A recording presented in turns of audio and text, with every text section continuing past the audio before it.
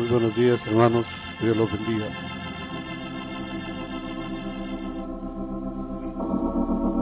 Padre nuestro, venimos, Señor, otra mañana más,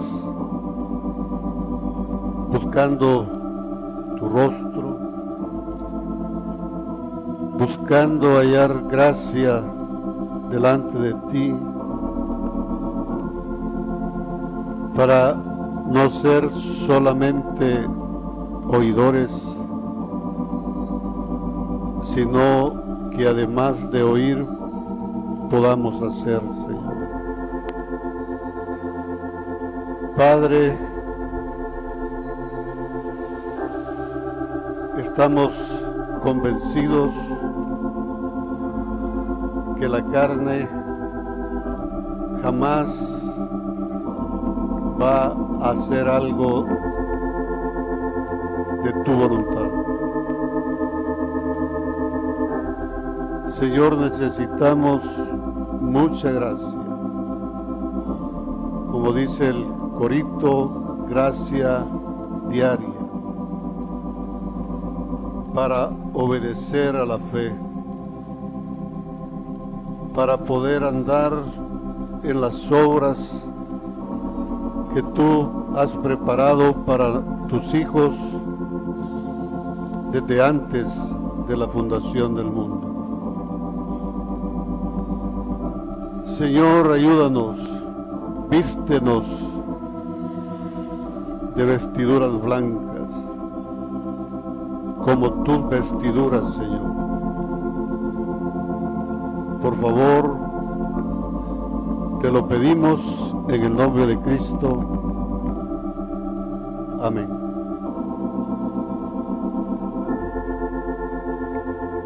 El domingo pasado terminamos de revisar las reflexiones sobre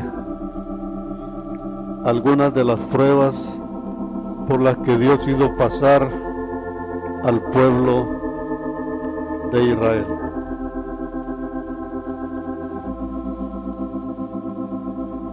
No revisamos todas las pruebas.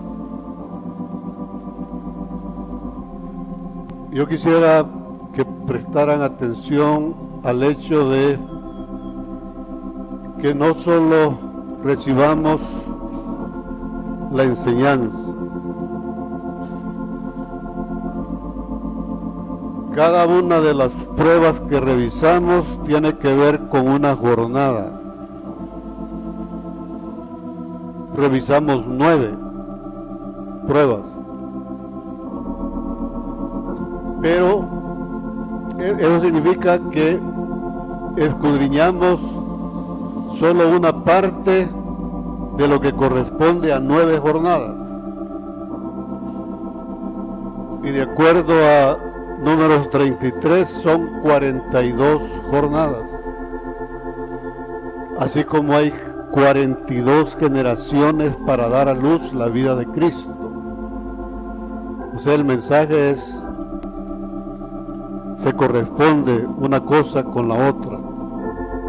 Si terminamos las 42 jornadas, significa que vamos a terminar dando a luz la vida de nuestro Señor Jesucristo. Entonces, el llamado de atención es que no solo oigamos y que tomemos conciencia que hacen falta el estudio de el resto de jornadas. Aquí lo que hemos estado haciendo es revisando algunas pruebas. ¿Por qué Dios hace pasar al pueblo por pruebas? Porque dice Deuteronomio que Él probó al pueblo para que ellos conocieran lo que había en su corazón. Eso es el propósito. Cada prueba es una tribulación para uno. Pero el propósito de Dios es que conozcamos lo que hay en nuestro corazón. En el caso del pueblo, aquellos que no pasaron las pruebas y se rebelaron, se fueron quedando en el camino.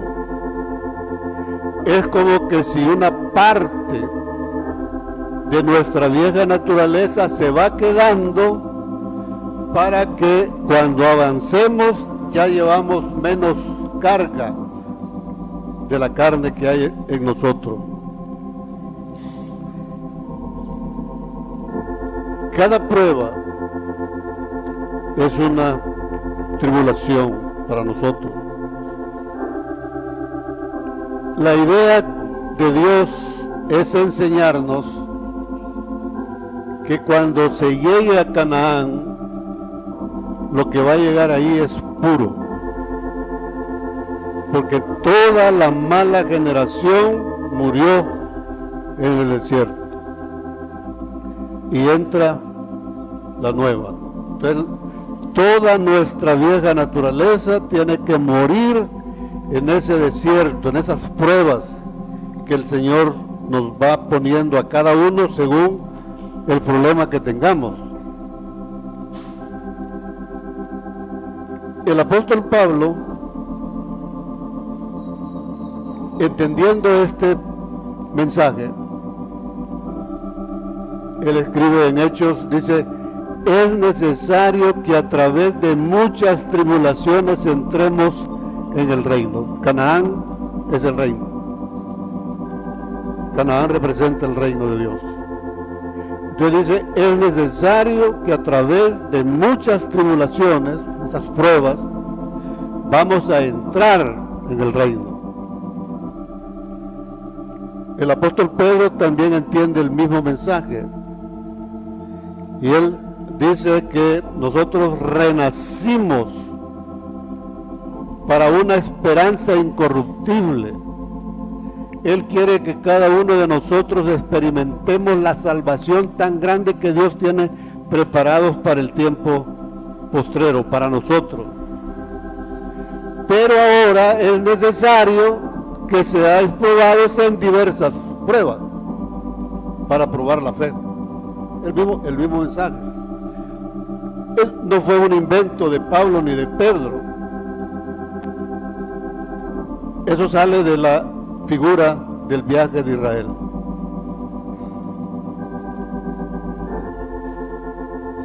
Pero decíamos en algún momento que además de las pruebas uno puede estudiar en el viaje de Israel las tentaciones. La prueba es lo que Dios nos pone a nosotros.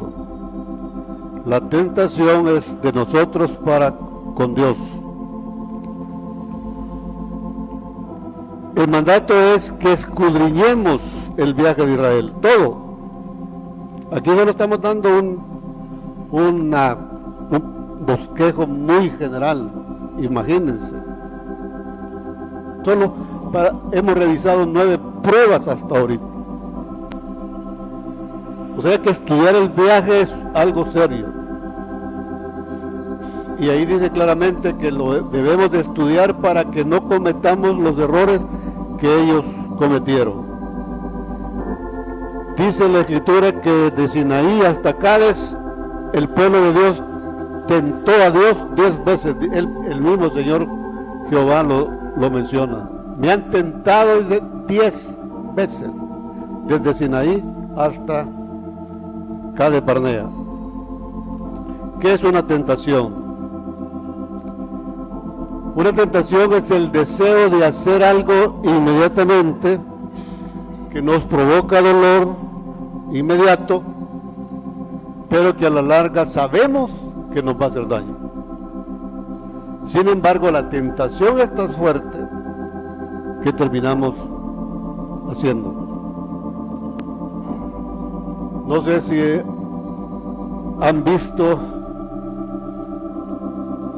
a un alcohólico cuando le ponen una botella enfrente.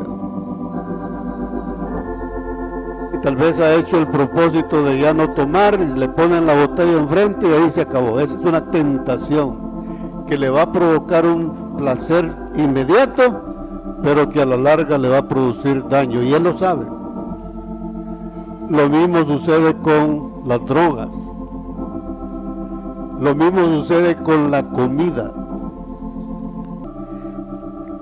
Eso es visto desde el punto de vista individual. Yo cedo a la tentación, veo algo y cedo. Pero hay otra forma de tentación donde hay alguien más involucrado. En ese sentido, la tentación es la acción de manipular de cualquier manera para lograr que alguien haga algo que yo quiero.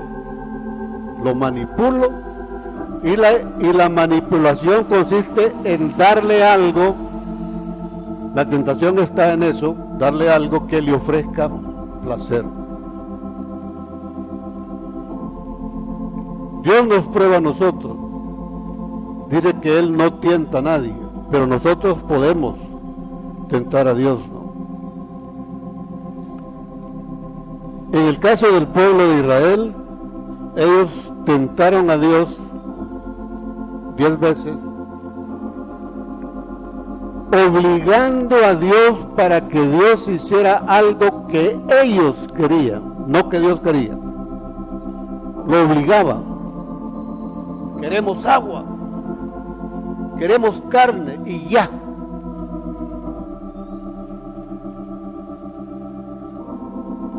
Y Dios terminaba concediéndoles lo que pedían, pero su fin era para muerte. ¿Cómo podemos tentarlo nosotros? Haciendo lo mismo. Yo he escuchado personalmente como 3 casos de 3 hermanos dando un testimonio como algo hermoso, algo glorioso, y dice que ellos le dijeron a Dios: yo me voy a encerrar en este cuarto, no voy a comer, ni voy a beber agua, ni voy a dormir hasta que me bautices con el Espíritu Santo. Y que después de 2 días o 3 días salieron de ese cuarto llenos del Espíritu Santo. ¿Y qué es lo que sucedía? Solamente porque salían hablando en lenguas. Eso no es el bautismo del Espíritu Santo. Es apenas un requisito, un elemento que define. O sea, el bautismo del Espíritu Santo es mucho más que eso. Tiene que ver con santidad, con dominio propio. La tentación se puede vencer con dominio propio, en Cristo, no en la carne. En la carne se puede lograr, pero solo un ratito, por un tiempo. En cambio, cuando es dominio propio en Cristo Jesús, eso es de una sola vez por todas. Otra forma común de tentar a Dios es obligarlo a Él que haga algo que no quiere hacer. Le dicen al Señor: Señor, yo ya no quiero estar tomando medicina, yo ya no voy a tomar medicina, yo quiero que tú me sanes, y por fe. Hermanos, eso no es fe. La fe la define Dios como que primero se tiene que oír la voz de Dios. ¿Sí? Cuando Dios dice, la fe viene por el oír su palabra. Entonces, si Dios me dice, tú vas a sanar, no importa que tarde 1 año la sanidad, pero Dios ya me dijo, entonces yo voy a creer en eso.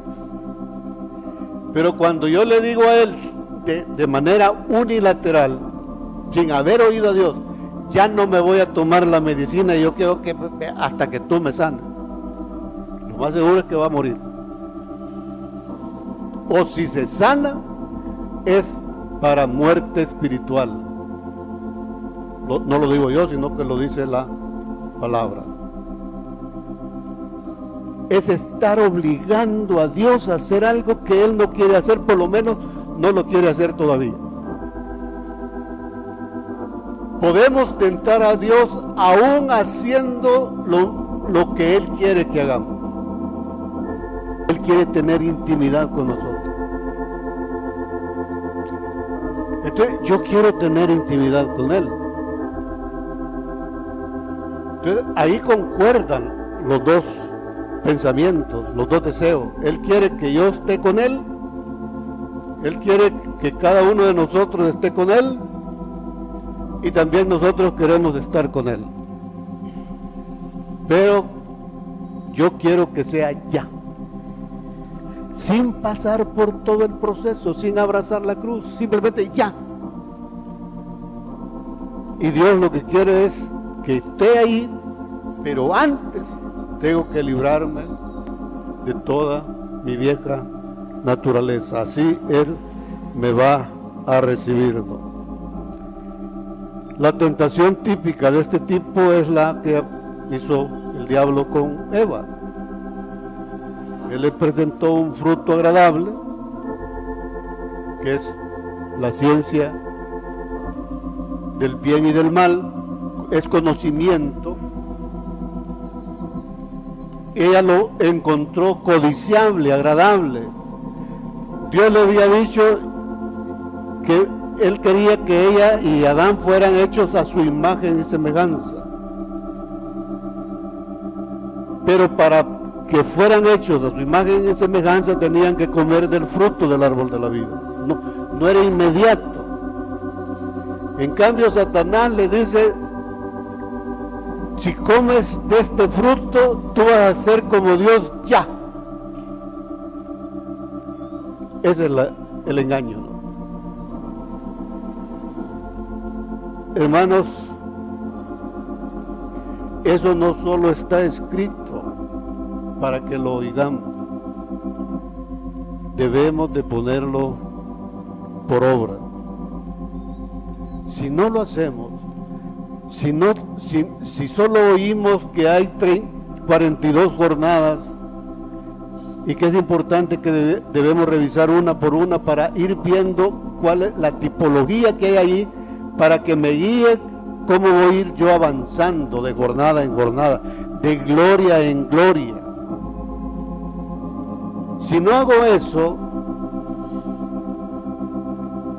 es porque el espíritu de engaño está actuando en mi corazón y me está diciendo: no es necesario, es mentira, no es necesario. Entonces, si no es necesario, ya no lo hago. Cuidado con eso. Otro tema, además de las tentaciones, están las maravillas de Dios. Si estudiamos en el viaje de Israel las maravillas que Dios hizo, vamos a tener un mejor entendimiento de la omnipotencia de Dios.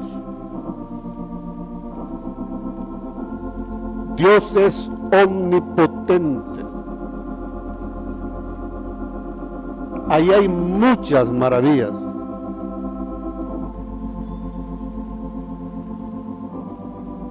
Por ejemplo, una maravilla que es de bendición. Hay maravillas de bendición y hay maravillas que son de juicio. Todas las plagas que Dios le mandó a Faraón son maravillas, son actos increíbles, sobrenaturales, para traer juicio sobre el pueblo egipcio y el Faraón. Pero por ejemplo, cuando ya Abraham tenía como 90 años, 90 o 99 años, 99 más exacto, Dios lo rejuveneció para que pudiera engendrar la vida de Isaac en Sara. Y muchos cristianos quisieran que les hiciera ese milagro hoy en estos días. Este sábado escuchábamos una charla sobre la demencia y el proceso que lleva al Alzheimer. Hermanos, cuiden su dieta. Eso es serio.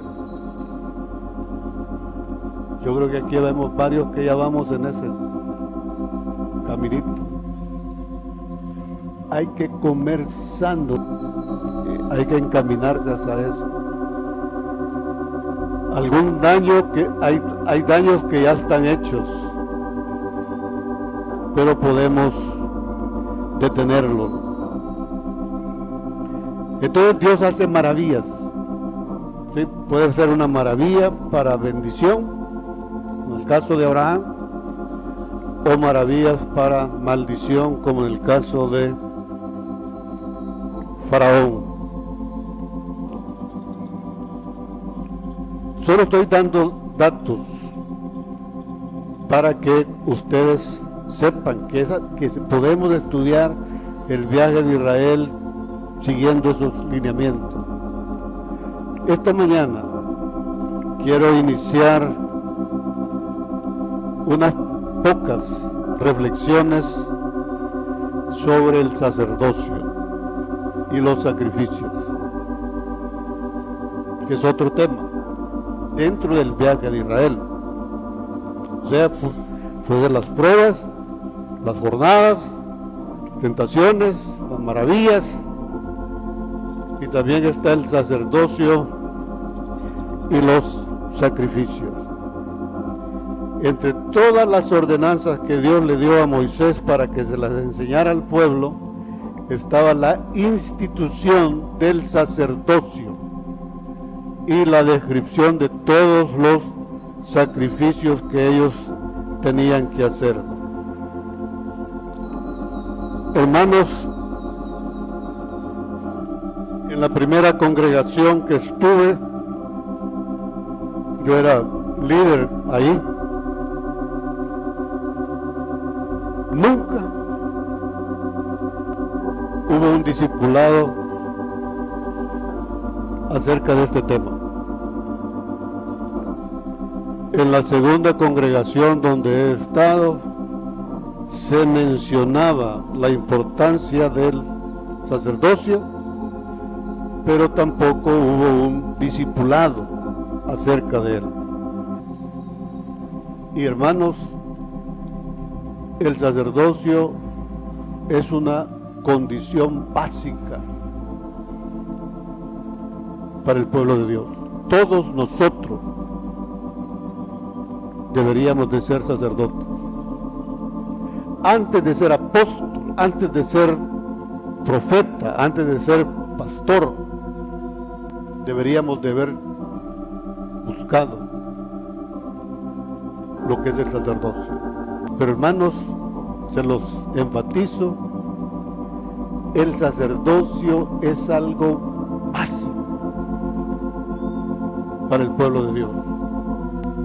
Es un ministerio eterno. El de apóstol va a terminar, el de profeta va a terminar, pero el ministerio de sacerdote es eterno, ese nunca va a terminar.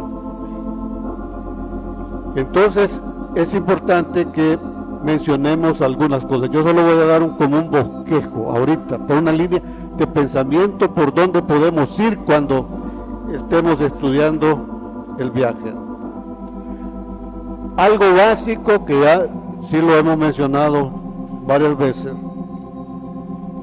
es que hay tres tipos de sacerdocio: sacerdocio levita, el sacerdote y el sumo sacerdote.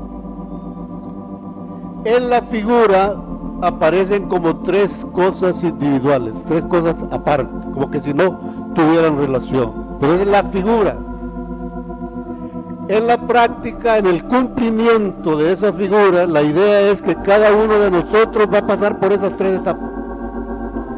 Primero somos levitas, después debemos de ser sacerdotes y vamos a terminar como somos sacerdotes.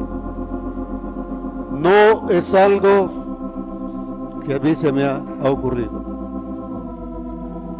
El Señor, solo el sumo sacerdote puede entrar al lugar santísimo. Nadie más. Y el Señor Jesús en varios momentos, sobre todo en Hebreos se menciona repetidamente, que el Señor Jesús entró primero como precursor al lugar santísimo, como sumo sacerdote. Pero está esperando que su cuerpo también atraviese detrás del velo, cruce el velo. Y solamente puede ser el sumo sacerdote. Entonces nosotros debemos de seguir ese proceso. Vamos a Hebreos capítulo 5, del 8 al 10.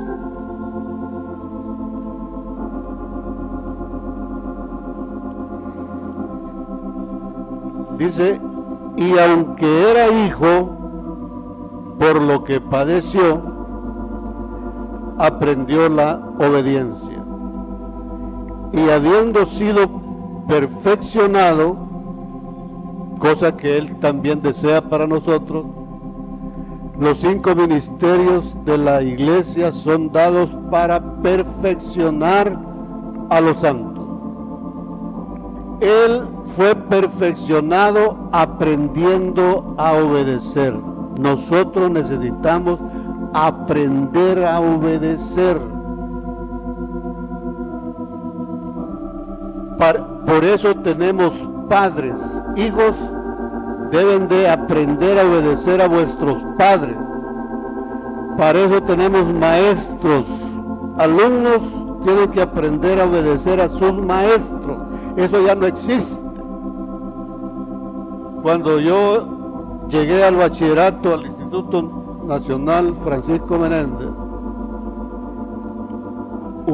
si el profesor no había llegado, todos estábamos ahí esperando, cuando él entraba, todos nos poníamos de pie. Inmediatamente.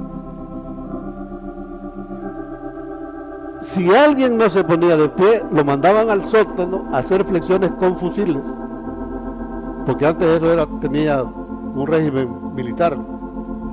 Entonces abajo habían fusiles y entonces lo ponían uno con las manos arriba y el fusil a hacer flexiones, porque no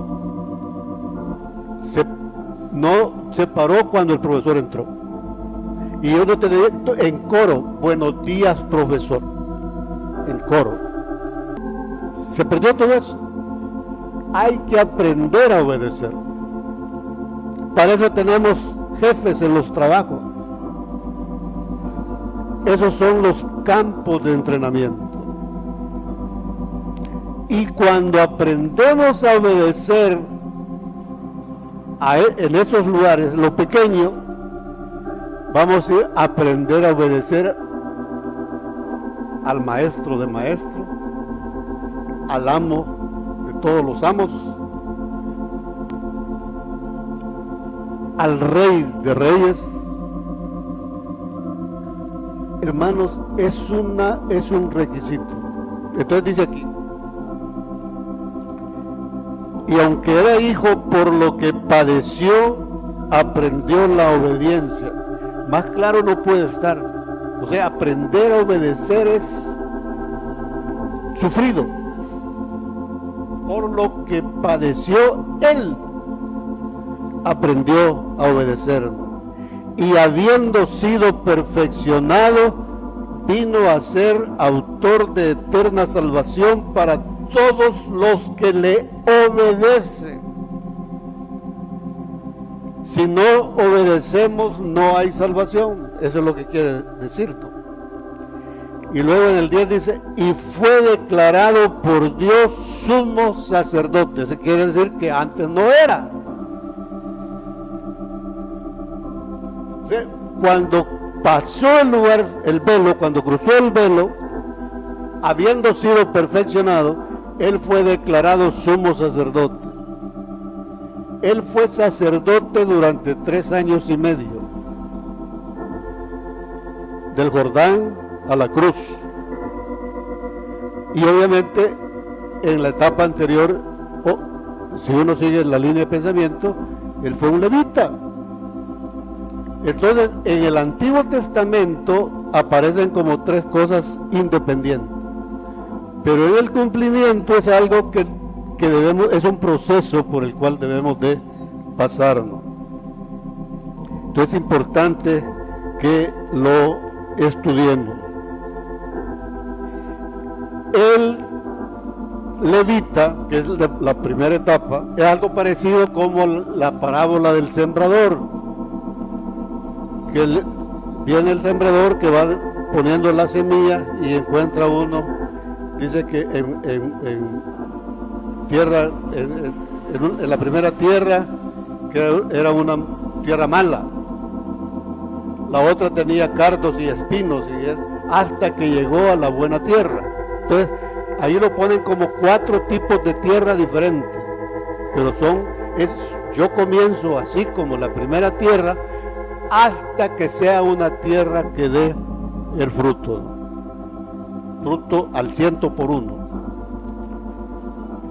Cuando doy al 30 estoy en el atrio, cuando doy al 60 lugar santo, y cuando estoy al 100 por 1 estamos ya en el lugar santísimo. En la etapa de levita, y ya son datos que nos van a enseñar a ubicarnos donde estamos. En la etapa de levita lo que predomina es la ley. O sea, es aquel cristiano que se mueve conforme a la ley. Es alguien que conoce mucha Biblia. Y cuando le preguntan un caso, algo que en tal parte dice esto y esto. Y tenés que hacerlo así. Hay que hacerlo exactamente así, por la ley. Son personas que tienen celo de Dios, pero no conforme a ciencia, dice el apóstol Pablo. La ciencia en ese contexto es el verdadero conocimiento del Evangelio de Dios. Sus funciones no eran muchas. Una de las funciones era ayudarle al sacerdote en todos los ritos que se hacían en el atrio.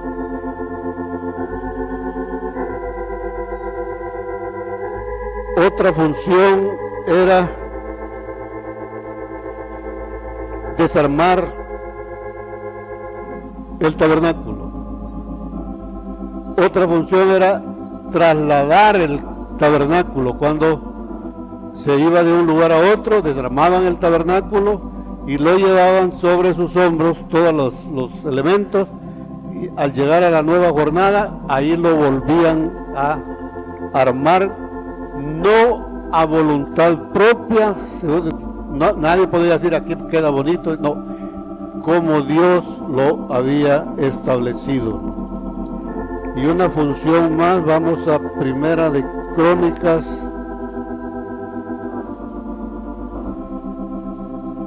me interesa mucho esta, que la veamos. Primera de Crónicas 15 y 16.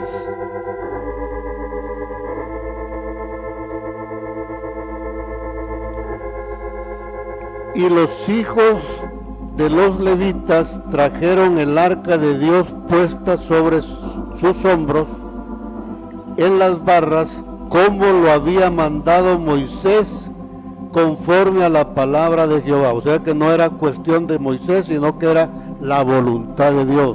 Ellos llevaban cada uno de los elementos del tabernáculo.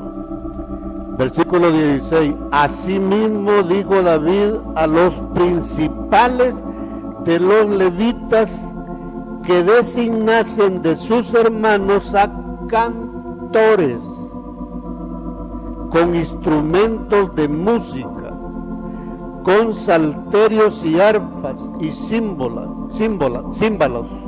que resonasen y alzasen la voz con alegría. Hermanos, tenemos 25 años de estar aquí, ya vamos para 26 años. Y hay algunos que todavía no alzan la voz cuando cantan. Todo esto fue escrito para nuestra enseñanza. Que se quite ese temor. Convirtámonos en levitas.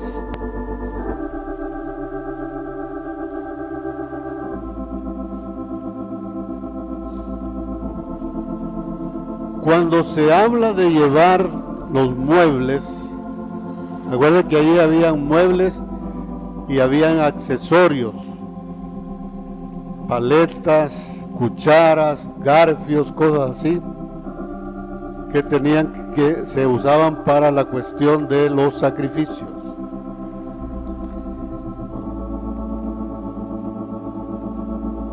Los muebles claramente representan a Cristo. Los accesorios, paletas, garfios, así, recipientes, tenían el nombre de lebrillos para tomar agua, para recoger agua, para echar la sangre sobre el altar, una serie de accesorios que había. Básicamente representan personas. Cuando estudiamos el tabernáculo, los que se acuerdan y las hermanas que están estudiando el tabernáculo, yo sé que recientemente estuvieron revisando eso, del hermano paleta, del hermano cuchara, del hermano esto, porque esos representan personas. Pero los muebles, el lavacro, el candelabro, la mesa de los panes, son figuras de Cristo mismo. Entonces, si yo llevo el arca sobre mis hombros, o el candelabro, cualquiera de los elementos, la figura el cumplimiento de eso es que nosotros llevemos la presencia de Cristo en nuestra vida. O sea, tiene que ver con el testimonio. Hermanos, ahí aparece solo como un dato así, ¿no? Es la misma figura de cuando David quería llevar el arca de la casa de Obed-edom a la tienda que le había hecho en el monte Sinaí, ¿no? En su casa. Llevaban la presencia, pero por no hacerlo como Dios lo había establecido, como dice ahí, que son los levitas. Los levitas salen de en medio del pueblo, o sea que entre esta congregación algunos deben levantarse como levitas, personas que tengan celo de Dios.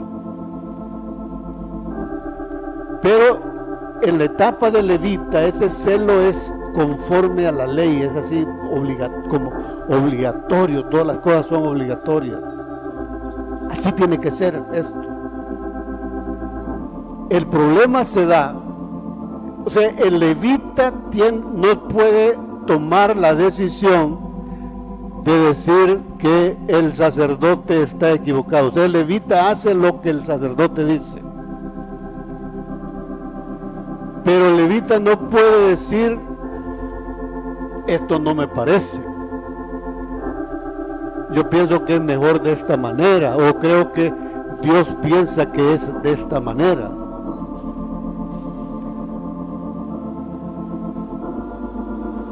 Una cosa es llevar la presencia de Dios, tiene que ver con el testimonio. La otra es que cuando se llegaba a una nueva jornada, ellos eran los responsables de armar el tabernáculo, construirle la casa a Dios, conforme a lo que el sacerdote decía. Algunas cosas se vuelven rutinarias, ya el sacerdote no tenía que estar repitiendo, esto tiene que ser así, sino ellos ya sabían, pero no podían hacer algo de su propia voluntad. Entonces, ¿qué es construir la casa del Señor? El Nuevo Testamento está lleno de referencias a ese detalle, ¿no? O sea, es tiempo, como dice Ageo, ¿sí? Ustedes se han estado preocupando por su casa, tanto la casa física como el cuerpo físico. Y llama la atención y les dice al pueblo: ya es tiempo que edifiquen mi casa. Y el Señor nos está llamando esta mañana que hagamos una reflexión, porque realmente, hermanos, no estamos edificando la casa del Señor. Recordemos lo que hizo Nadab y Abiú. Rompieron el orden establecido por Dios y murieron. Y ellos ya eran sacerdotes, ya estaban en un nivel más alto. Pero por ejemplo, Datán, Coré, Datán y levitas se rebelaron contra Dios, contra Moisés y obviamente contra Dios también. María y Aarón se rebelaron contra Dios. ¿Qué dijeron ellos? No puede ser que solo a través de Moisés hable Jehová, puede hacerlo también a través de nosotros. ¿Qué dijo Coré? No es cierto que solo Moisés puede ofrecer incienso, nosotros también podemos, somos levitas. ¿Qué están haciendo ahí? Rompiendo el orden establecido por Dios, deteniendo el avance del pueblo de Dios hacia una nueva jornada. Y nosotros podemos ser hallados haciendo eso.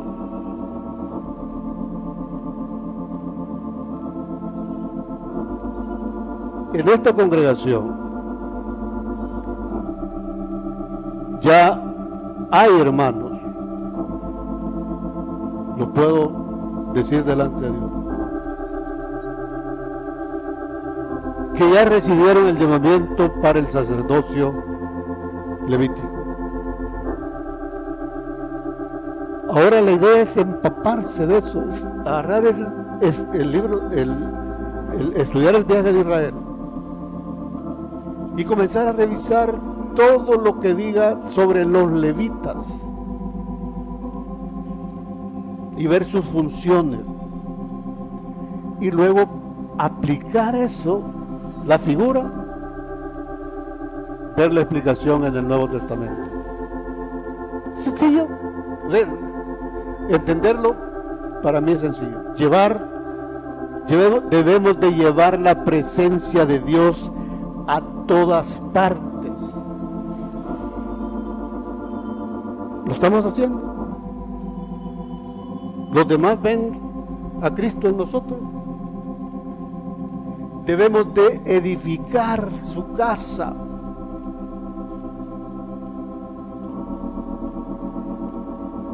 Eso significa soportarnos unos a otros, edificar el matrimonio, edificar la relación con los hijos,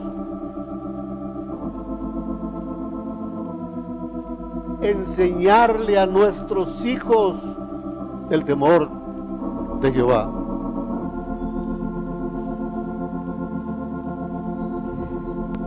ya sea en la etapa de levita o en la etapa del sacerdocio, podemos ver en la Escritura que hubo quienes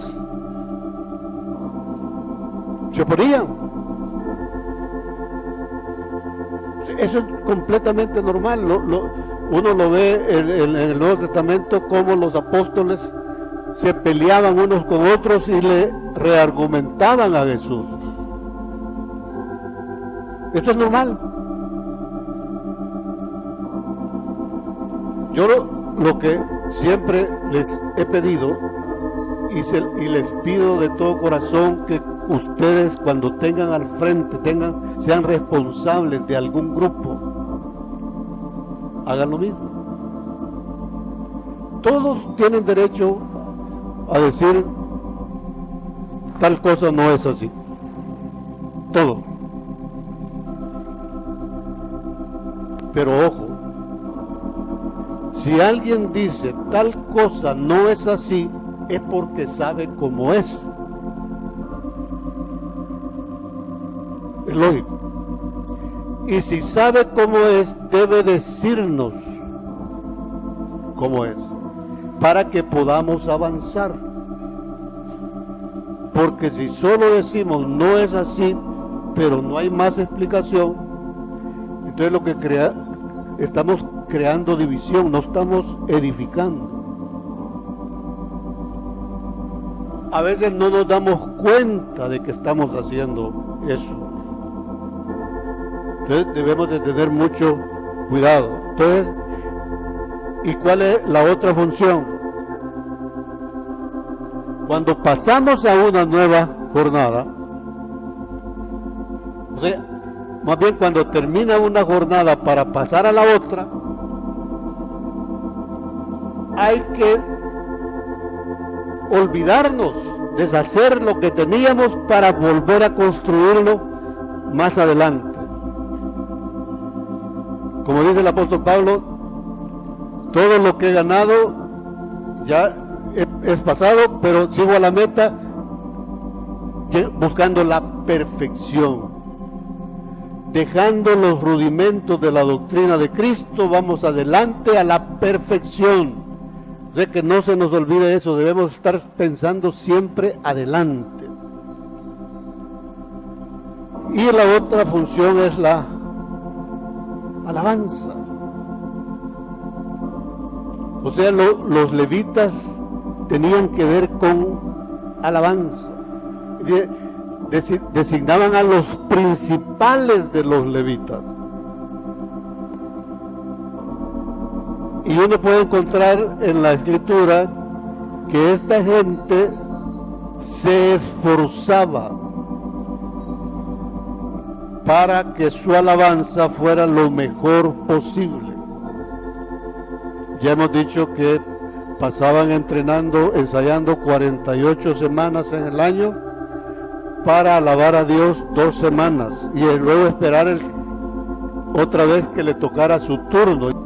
El punto es que dedicaban de todo el año solo 2 semanas para alabar a Dios en la congregación.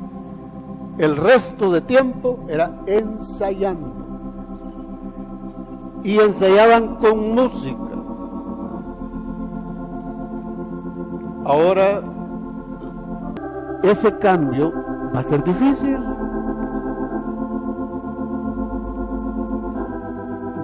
Con mi esposa casi todos los días vamos al laboratorio. Hay veces me dice, hoy vamos a ir a otra parte, y el carro agarra para el laboratorio. Entonces, porque ya está acostumbrado así, ¿verdad? Entonces vamos como que si fuéramos para el laboratorio. Hoy hay que tener en cuenta que vamos a hacerlo de otra manera. O sea, lo que hemos hecho lo vamos a deshacer para pasar a una jornada mejor. Estoy hablando de funciones de levita. Llevar la presencia del Señor. Si vamos a pasar a una nueva jornada, hay que deshacer lo anterior. Y para armar el tabernáculo en el otro lugar, uno debe, en la figura es igualito, pero en el cumplimiento es una gloria mayor. Y termino con esto. Los accesorios, las paletas, los garfios, los levitas llevan eso también. Eso representa el trato que nosotros tenemos con los demás hermanos. Ahí hay de todo. Hay hermanos que con solo mirarlos ya dicen, me miró mal. El hermano me tiene chirria. Imagínense el hermano Garfio, ¿sí? Nos va a dañar. Pero ¿qué hace el levita? Llevar, lo lleva en el hombro, lo envuelve en un paño y todo eso lo lleva en el hombro. ¿Para qué? Para edificar el tabernáculo más adelante. Las funciones del sacerdote son diferentes. Entonces, hermanos, algunos aquí todavía no han recibido el llamamiento a ser levita. Y eso es normal. Otros sí ya lo recibieron. Los que ya lo recibieron se van a involucrar en esas funciones. O sea, no, fíjense que las funciones,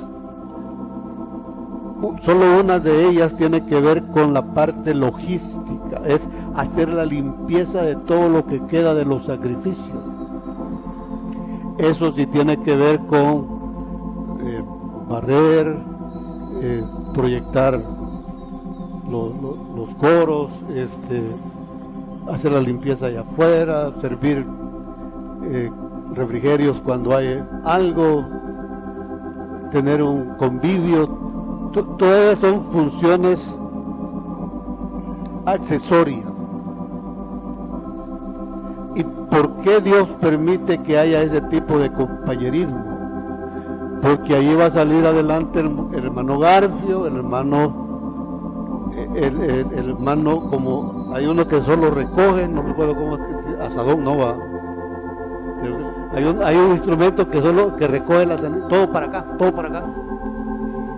Pero hay otro que es para allá. Es de dar. Entonces hay que ser como ese que está dando, pero tratar con aquel que solo quiere para él.